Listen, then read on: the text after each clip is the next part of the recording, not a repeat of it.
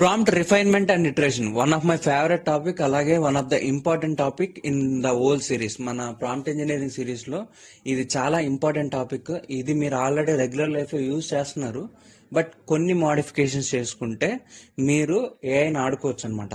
అలా ఉంటుంది ఈ టాపిక్ అనేది. సో మిస్ అవ్వకుండా కంప్లీట్ వీడియో చూడండి, మీకు ఒక ఐడియా వస్తుంది. సో ఇక్కడ చూసారా, master the art of crafting effective AI prompts through strategic refinement and testing. So మనకి ఎప్పుడైతే ఒక ఏఐని ఇటరేషన్ చేస్తామో, అంటే మీకు ఒక చాట్ జీపీటీ కానీ ఒక జెమినై కానీ వీటిని ఓపెన్ చేసిన వెంటనే ఇంటర్ఫేస్ డెస్క్టాప్ లో కానీ మీకు ఫోన్ లో కానీ సైడ్ బార్ ఉంటుంది. ఈ సైడ్ బార్ లో ఏముంటాయి, న్యూ చాట్. ఆల్రెడీ మీరు ఏదైనా చాట్ ఓపెన్ చేసి దాన్ని అడిగితే ఆ చాట్ ఎగ్జిస్టెడ్ చాట్ ఉంటుంది కదా. సో దాన్ని మీరు కస్టమైజ్ చేసుకోవచ్చు. అది కస్టమైజ్ చేసుకోవడం వల్ల మీకు యూజ్ ఏంటంటే సెగ్రిగేట్ చేసుకుంటారు. Like me day to day life లో మీరు చాలా వాటికి ఏఐని వాడుతూ ఉంటారు.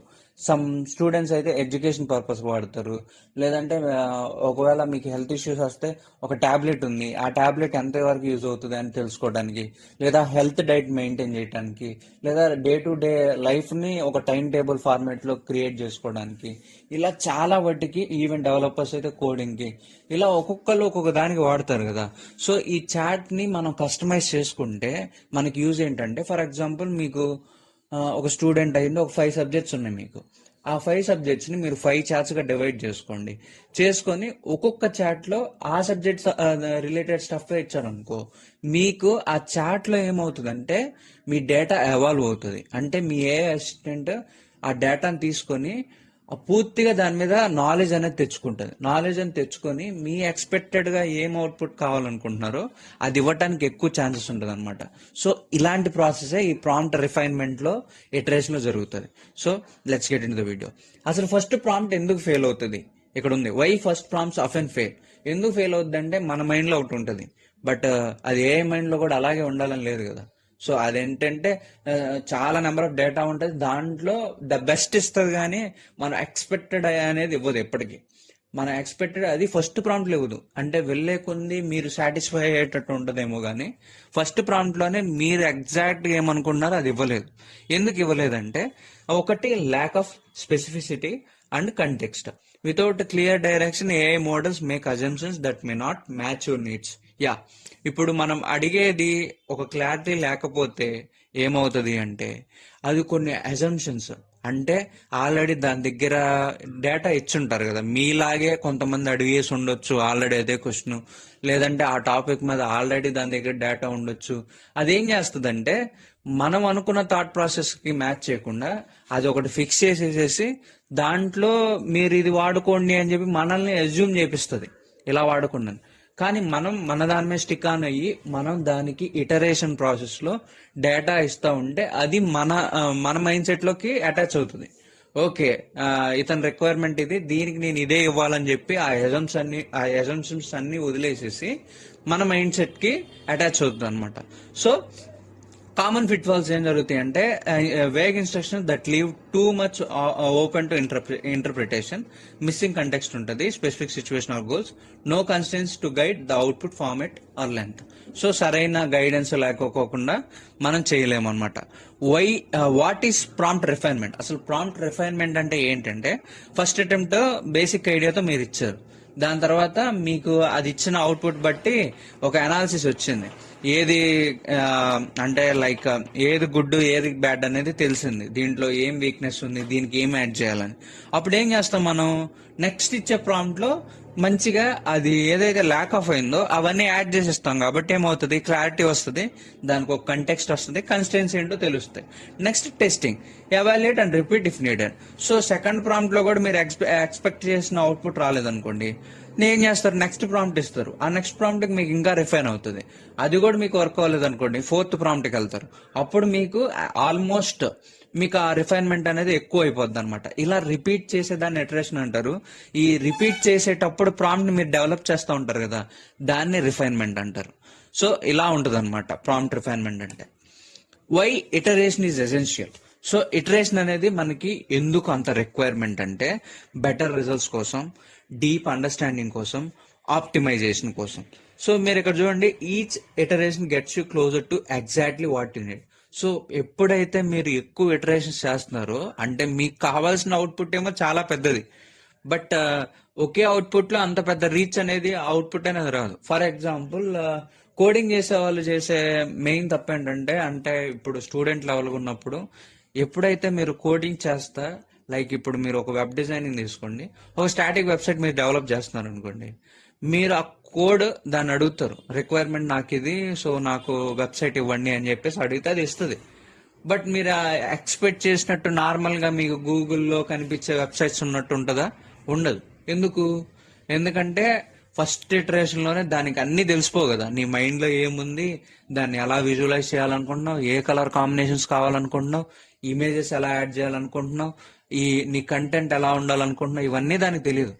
అప్పుడే ఈ ప్రాంప్ట్ ఇటరేషన్ యూజ్ చేసి మనం ఫస్ట్ స్టేజ్ నుండి సెకండ్ స్టేజ్ కి, థర్డ్ స్టేజ్ కి, ఫోర్త్ స్టేజ్ కి అలా మీ వెబ్సైట్ ని ఎవాల్వ్ చేసుకోవచ్చు. ఒకే ప్రాంప్ట్ లో మీరు చేసిన ఎక్స్పెక్టెడ్ గా అనుకున్న రీచ్ అయితే రాదు. అందుకనే ఇటరేషన్ అనేది మనకి ఇంపార్టెంట్ అనమాట. సో డీప్ అండర్స్టాండింగ్ ఏమవుతుంది, మీరు ఇచ్చే ప్రతి ప్రాంప్ట్ ని అది రీచ్ చేస్తుంది కాబట్టి అది అండర్స్టాండ్ చేసుకుంటది.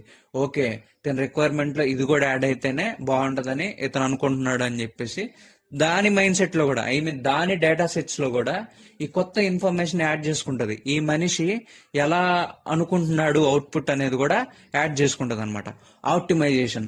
సో ఈ ఆప్టిమైజేషన్ వల్ల మనకి యూజ్ ఏంటంటే, ఫస్ట్ మనం చాలా కష్టపడి బిల్డ్ చేసుకోగలిగితే, అంటే నేను చెప్తుంది ఏంటంటే, ఇప్పుడు మీరు ఒక డెవలపర్ అయ్యుండి ఫస్ట్ ఇప్పుడే ఒక ఏఐని వాడుతున్నప్పుడు దాన్ని మీరు మీకు తగినట్టుగా మీ స్టైల్ ఏదైతే ఉందో, మీరు ఏదైతే ఎక్స్పెక్ట్ చేస్తున్నారో ఒకసారి అది రిఫైన్మెంట్ ఇటరేషన్ చేయగలిగితే ఒక చార్ట్ లో, వన్స్ అది మీరు ఫైనలైజ్ చేసుకొని ఒక మంచి అవుట్పుట్ తెచ్చుకోగలిగితే దాని తర్వాత మీకు కష్టం ఉండదు.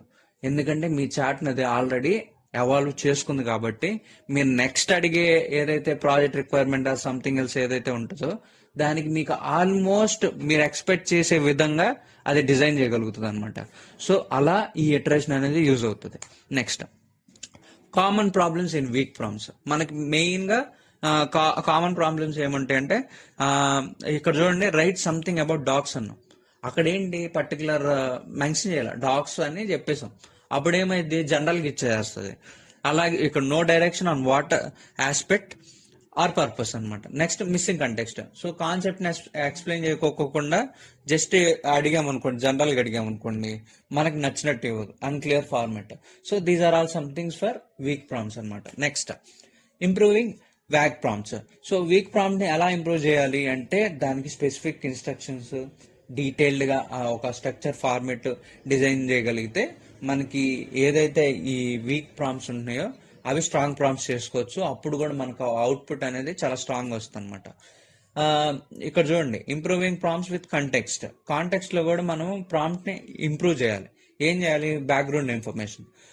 So background information is nothing but, ఇప్పుడు మీరు ఎలా చేయొచ్చు అంటే, ఇప్పుడు మీరు ఒక పెద్ద ప్రాజెక్ట్ ని డిసైడ్ అయ్యారు, ఒక పెద్ద ప్రాజెక్ట్ చేయాలనుకుంటున్నారు. లైక్ మీరు ఫర్ ఎగ్జాంపుల్ స్టూడెంట్స్ అయ్యింది, సెమ్ కి ప్రిపేర్ అవ్వాలనుకుంటున్నారు. ఇప్పుడు ఆల్రెడీ మీకు చెప్పినట్టుగా నేను ఒక 5 చాప్స్ అనేవి మీ సబ్జెక్ట్స్ వారీగా మీరు డివైడ్ చేశారు. డివైడ్ చేసి వాటికి డేటా ఇచ్చారు. ఇప్పుడు మీరు ఏం చేయాలంటే, ఇంకో 5 చార్ట్స్ మీరు క్రియేట్ చేసుకొని, అంటే ప్రిపరేషన్ ఫర్ ఎగ్జామ్స్ అని ఆల్రెడీ ఎగ్జిస్టెడ్ చార్ట్స్ ఉన్నాయి కదా, ఆ చార్ట్ అది ఏదైతే ఆ చార్ట్ ఉందో ఆ చార్ట్ ఎడ్జ్ లో, అంటే మనం ఫైనల్కి వెళ్ళిపోయి, అంటే మళ్ళీ ఆ చార్ట్ లోకి వెళ్ళి ఇప్పటి వరకు కంటిన్యూస్ గా ఇక్కడ ఏం జరిగిందో ఆ డేటాని నేను వేరే చార్ట్ లో రిప్రజెంట్ చేయాలనుకుంటున్నా. So that give me in a prompt. అంటే అదేం చేస్తుందంటే ఆ డేటాని అంతా మీకు ఒక ప్రాంప్ట్ ఇస్తుంది, అక్కడ నువ్వు స్పెసిఫిక్ గా మెన్షన్ చేయాలి. So this is for my exam preparation, దానికోసం నేను ఒక కొత్త చార్ట్ లో ఈ డేటా అంతా ట్రాన్స్ఫర్ చేయాలనుకున్నా, దానికి ప్రాంప్ట్ ఇవ్వంటే మీకు ఆ ఎగ్జామ్ కు తగ్గట్టుగా ప్రాంప్ట్ క్రియేట్ చేసి ఇస్తుంది. అప్పుడు నువ్వు ఈ న్యూ చార్ట్ లో ఆ ప్రాంప్ట్ ని నువ్వు వేసుకోగలిగితే, అప్పుడు మీకు ఏం చేస్తుందంటే మీ ఎగ్జామ్ పాయింట్ ఆఫ్ వ్యూ స్టైల్లో మీకు క్వశ్చన్ అండ్ ఆన్సర్స్ ఉంటాయి. అప్పుడు మీకేమవుతుంది, మీరు ఎన్నాళ్ళు నేర్చుకున్నది సింప్లిఫై అయిపోయింది, మీకు నచ్చినట్టు అయిపోయింది. దెన్ ఆఫ్టర్ దట్ ఈ 10 చార్ట్స్ యూస్ చేసుకొని మీరు మీ ఏఐని కూడా ఎవాల్వ్ చేశారు. అప్పుడు నెక్స్ట్ సెమ్కి ఏమవుతుంది, మీరు ఎంత ప్రాసెస్ చేయాల్సిన పని లేదు, జస్ట్ 10 చార్ట్స్ చేసుకొని ఆల్రెడీ దానికి ఏఐ ఎవాల్వ్ అయిపోయింది కాబట్టి మీ డేటా తీసుకొని మీకు ఈజీగా డేటా అనేది ఇచ్చేస్తుంది అనమాట. సో ఇది improving prompts and with context తో ఇంప్రూవ్ చేస్తే మనకి డేటా అనేది ఎలా ఇంప్రూవ్ చేసుకోవచ్చు.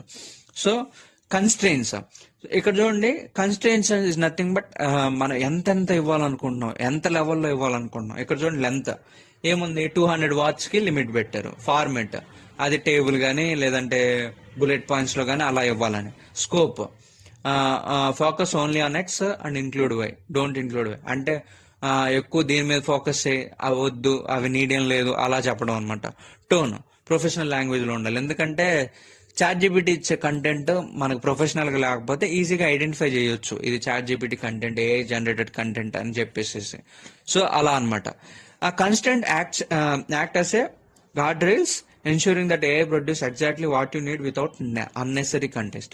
సో కన్స్టెంట్స్ ఏం చేస్తుందంటే అన్నెసరీ కంటెంట్ రానికుండా రిస్ట్రిక్ట్ చేసి మనకు కావాల్సిన రిక్వైర్మెంట్ కంటెంట్ వరకే ఇచ్చేలా చేస్తుంది అనమాట.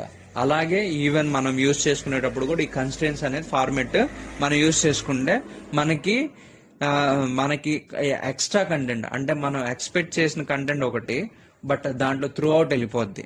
లైక్ ఎలాగుంటది అంటే కొన్నిసార్లు ఏం చేస్తుంది అంటే ఇన్ డెప్త్ కూడా వెళ్ళిపోద్ది. మనకి నెసరీ అంత ఉండదు, జస్ట్ పైన తెలుసుకుంటున్నా సరిపోద్ది ఆ క్వశ్చన్కి ఆన్సర్. బట్ అదేం చేస్తుంది అంటే నార్మల్ గా జనరల్ గా ఆలోచించి త్రూ అవుట్ డెప్త్ లోకి వెళ్ళిపోతుంది. అప్పుడు ఇలాంటి కన్స్ట్రెయింట్ పెట్టి లిమిట్స్ పెట్టాం అనుకోండి, అది మనకి ఎంత ఇవ్వాలో అంతవరకే ఇస్తుంది అనమాట. So with role and format మనం ఆల్రెడీ వీటి గురించి మాట్లాడుకున్నాం. ఎందుకు వీటి గురించి మళ్ళీ రిపీటెడ్ గా వస్తుంది అంటే, ఇవి ఎప్పుడైతే మనం ఫుల్ ప్లెడ్జ్డ్ గా ప్రతి కాన్సెప్ట్ లో నేర్చుకోగలుగుతామో, అంటే ఇప్పుడు మనం ఇటరేషన్ లో కూడా ఇది వాడుకోవాలి. అంటే ఇప్పుడు act as a professional resume writer అనో లేకపోతే ప్రొఫెషనల్ డెవలపర్ అనో పద్దాకలు అడగాల్సిన పని లేదు. ఫస్ట్ మీరు మెన్షన్ చేస్తారు, స్టిల్ అదే అలాగే యాక్ట్ చేస్తుంది వన్స్ మీరు రోల్ చేంజ్ చేసేదాకా. ఫర్ ఎగ్జాంపుల్ కోడ్ రాస్తున్నారు, అప్పుడు డెవలపర్ ఉండాలి.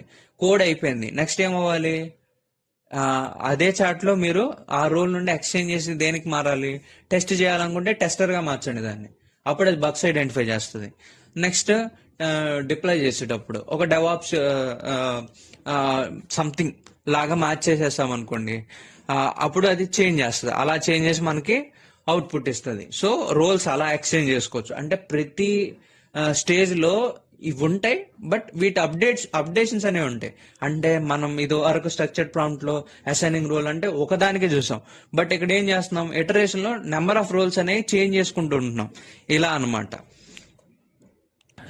రిఫైన్మెంట్ ఒక ఎగ్జాంపుల్ చూడండి. ఫస్ట్ది హెల్ప్ మీ విత్ హోంవర్క్ అని అడిగాం. సో అది దానికి ఏం తెలియదు, నీ హోంవర్క్ డేటా లేదు, ఏం లేదు, నువ్వు హోంవర్క్ అని అడిగావు. అప్పుడు నెక్స్ట్ ఏం చేస్తావు, క్వశ్చన్ అడుగుతావు. హోంవర్క్ లో నీకు క్వశ్చన్ ఉంటుంది కదా, ఎక్స్ప్లెయిన్ ఫోటోసిన్థసిస్ అని అడిగావు. అప్పుడు ఏమవుతుంది, ఓకే హోంవర్క్ లో నేను ఏం చేయబోతున్నానంటే ఫోటోసిన్థసిస్ అని తెలుగుతుంది, కానీ ఫోటోసిన్థసిస్ లో నీకు స్పెసిఫిక్ ఏం కావాలనేది తెలియదు. అప్పుడు ఏం చేస్తాం, explain photosynthesis to A 10-year-old. So 10-year-old కి కావాల్సినంత డేటా వరకు అప్పుడు ఫోటోసిన్థసిస్ లో ఫిల్టర్ చేసుకుంటది. ఇక్కడ చూడండి లాస్ట్ అది, explain photosynthesis in 3 simple steps to A 10-year-old using an everyday example. ఇక్కడ ఏం చేసాం, ఇంకా దానికి టాస్క్ ఈజీ చేసాం. ఎవరికి ఇవ్వాలి, ఎంత ఇవ్వాలి, ఏం చేయాలి అనేది దానికి అర్థమైపోయింది. అంటే ఫోటోసిన్థసిస్ గురించి 3 simple steps లో ఎక్స్ప్లెయిన్ చేయాలి, అది కూడా ఎవ్రీడే. అంటే రోజు మనం చూసే దాని మీద నుండే ఆ పిల్లోడికి అర్థమయ్యేటట్టు ఎగ్జాంపుల్ ఎక్స్ప్లెయిన్ చేయాలి. ఇక్కడ ప్రాంప్ట్ ఎలా రిఫైన్ అయిందో చూడండి ఆ 4 stages లో. So this is what prompt refinement and iteration is. So దీన్ని మీరు ఎవాల్వ్ చేయగలిగితే చాట్స్, నేను చెప్పినట్టు ఆ చాట్స్ ఫార్ములా అనేది ఫాలో అవ్వండి. మీరు ఏ స్టేజ్ లో ఉన్నా, లైక్ మీరు ఇప్పుడు డెవలపర్ అయినా, లేదంటే జాబ్స్ సర్చింగ్ లో ఉన్నా, లేదంటే స్టూడెంట్ కున్నా, ఆ చార్ట్స్ అనేవి మీరు మాడిఫై చేసుకోగలిగితే మీరు ఒక సర్టైన్ అంటే మీకు నచ్చినట్టుగా మీ ఏఐని డెవలప్ చేసుకోవచ్చు అనమాట. నథింగ్ బట్ ఒక టోనీ స్టార్క్ జార్విస్ లాగా మీ ఏ అసిస్టెంట్ మీరు ఉన్నట్టు అవుతుంది అనమాట. That's it for the video. Thank you for watching. Please do subscribe.